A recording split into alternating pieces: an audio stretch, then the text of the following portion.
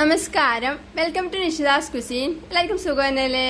അപ്പോൾ ഇന്ന് ഉണ്ടാക്കാൻ പോകുന്നത് ചോറിന്റെ കൂടെയും ചപ്പാത്തിന്റെ കൂടെയും ഒക്കെ കഴിക്കാൻ പറ്റിയ നല്ലൊരു കറിയാണ്, മഷ്റൂം മസാല. അപ്പൊ ഇതെങ്ങനെ ഉണ്ടാക്കുന്ന നോക്കാം. ഞാനിവിടെ 200 ഗ്രാം കട്ട് ചെയ്ത മഷ്റൂം എടുത്തിട്ടുണ്ട്. സാധാരണ എല്ലാരും ഈ കടയിൽ നിന്ന് വാങ്ങിക്കുന്ന മഷ്റൂം അങ്ങനെ തന്നെ കഴുകി കറി ഉണ്ടാക്കുകയാണ് ചെയ്യുന്നത്. ഞാനിപ്പോ ഇതിന്റെ ഈ പുറത്തെ തൊലിയും ഈ അകത്തെ ഡാർക്ക് കളർ ഭാഗവും എടുത്ത് കളയുന്നുണ്ട്. മഷ്റൂം വൃത്തിയാക്കിയതിന് ശേഷം ഉപ്പും മഞ്ഞൾപ്പൊടിയും മിക്സ് ചെയ്ത വെള്ളത്തിൽ ഒരു 15 മിനിറ്റ് ഇട്ട് വെച്ചതിന് ശേഷം കഴുകിയെടുത്താണ്. ഇനി കറി ഉണ്ടാക്കാൻ വേണ്ടി ഒരു കടായി അടുപ്പത്ത് വെച്ച് തീ കത്തിക്കാം. കടായി ചൂടാവുമ്പോൾ ഇതിലേക്ക് 1 ടേബിൾ സ്പൂൺ എണ്ണ ഒഴിക്കാം. ഞാൻ നല്ലെണ്ണ എടുത്തിട്ടുള്ളത്, ഏതെങ്കിലും കുക്കിംഗ് ഓയിൽ എടുക്കാം. എണ്ണ ചൂടാവുമ്പോൾ ഇതിലേക്ക് 1/4 ടീസ്പൂൺ കടുകും 1/4 ടീസ്പൂൺ ചെറിയ ജീരകം പൊട്ടിക്കാം. കടുകും ജീരകവും പൊട്ടിക്കഴിയുമ്പോൾ ഇതിലേക്ക് 2 വലിയ സവാള ചെറുതായി മുറിച്ചത് ചേർക്കാം.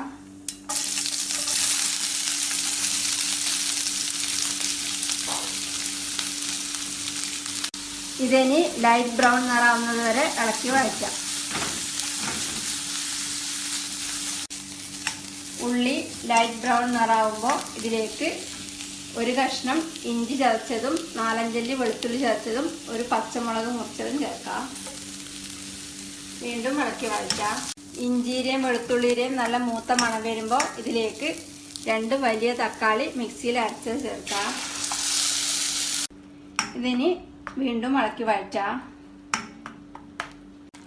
തക്കാളിയുടെ പച്ചമണം മാറി വരുമ്പോൾ തീ ഏറ്റവും കുറച്ച് വെച്ച് ഇതിലേക്ക് 1/4 ടീസ്പൂൺ മഞ്ഞൾപ്പൊടി ചേർക്കാം. 1/2 ടീസ്പൂൺ പിരിയൽമുളക് പൊടി ചേർക്കാം. 2 ടീസ്പൂൺ മല്ലിപ്പൊടി, 1/2 ടീസ്പൂൺ കുരുമുളക് പൊടി, 1/2 ടീസ്പൂൺ ഗരം മസാലപ്പൊടി, ഇതെല്ലാം ചേർത്ത് ഇളക്കി വഴറ്റാം.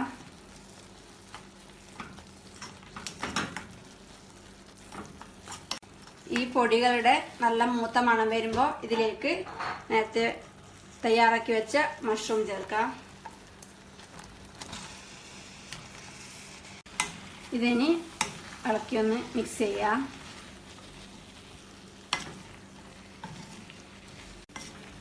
അതിനുശേഷം ഇതിലേക്ക് ഗ്രേവിക്ക് വേണ്ടുന്നത്ര തിളപ്പിച്ചാറ്റിയ വെള്ളം ചേർക്കാം.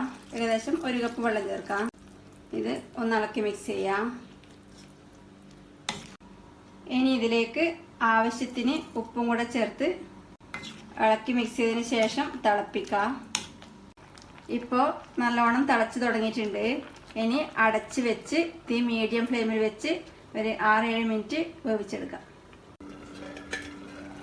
ഇപ്പോൾ അടച്ച് വേവിക്കാൻ വെച്ചിട്ട് ഏകദേശം ഒരു 6-7 മിനിറ്റ് കഴിഞ്ഞു.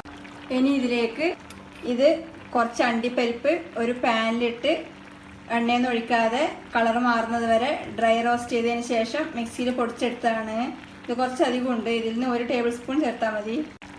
1 ടേബിൾ സ്പൂൺ എടുത്ത് ഇതിൽ ചേർക്കാം. ഇത് ഇളക്കി മിക്സ് ചെയ്യാം. ഗ്രേവി നല്ല തിക്കാവാനും ഒരു നല്ല ടേസ്റ്റ് ആവാനും ചേർക്കുന്നത്. ഇത് ഒഴിവാക്കിയിട്ട് വേണമെങ്കിൽ ചെയ്യാം. ഇനി ഇതിലേക്ക് കുറച്ച് മല്ലിയില കൂടി ചേർത്ത് ഇളക്കി മിക്സ് ചെയ്തതിന് ശേഷം തീ ഓഫ് ചെയ്യാം. നല്ല അടിപൊളി ടേസ്റ്റിൽ മഷ്റൂം മസാല റെഡിയാണ്. ഇനി ഇതൊരു സർവിംഗ് ബൗളിലേക്ക് മാറ്റാം.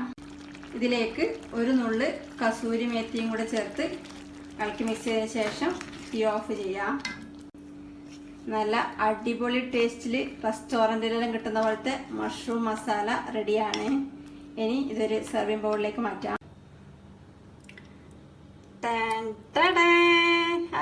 നല്ലില്ലേ? ഇതിന്റെ മേലെ കുറച്ച് മല്ലിയില വെച്ച് ഡെക്കറേറ്റ് ചെയ്യാം.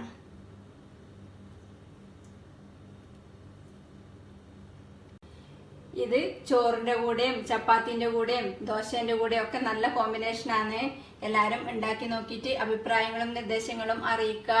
ഇഷ്ടപ്പെട്ടാൽ ലൈക്കും കമന്റും ഷെയറും ഒക്കെ ചെയ്ത് സപ്പോർട്ട് ചെയ്യുക. Thank you.